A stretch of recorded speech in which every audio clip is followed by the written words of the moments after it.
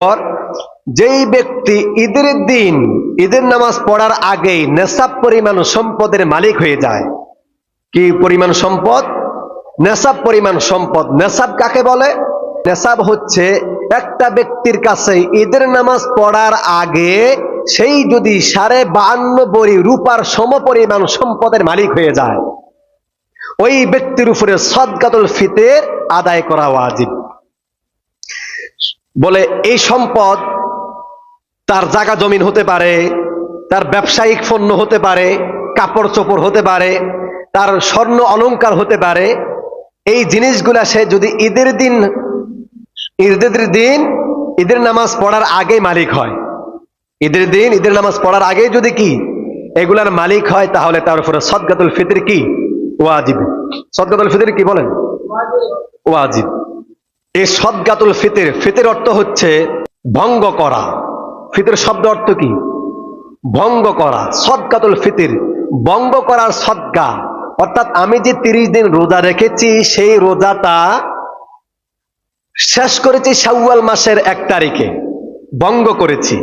তো এই 1 মাসের রোজা রাখার দ্বারা আমার যদি কোনো ভুল ত্রুটি হয়ে থাকে, কোনো অন্যায় হয়ে থাকে, কোনো কমতি হয়ে থাকে রোজার দিনে, যেরকম আমি রোজা রাখার দ্বারা মুখ দিয়ে অশ্লীল কথা বলে ফেলেছি, গালিগালাজ করে ফেলেছি, আমি মিথ্যা কথা বলে ফেলেছি, আরো যে ধরনের কোনো অন্যায় আমি করে ফেলেছি, রমজানে এই জিনিসগুলো আমাদের দ্বারা ইচ্ছা না অনিচ্ছায় অনেক সময় হয়ে থাকে।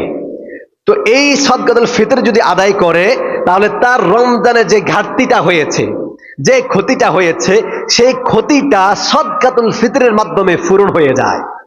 কিসের মাধ্যমে পূরণ হয়? সদকাতুল ফিতরের মাধ্যমে।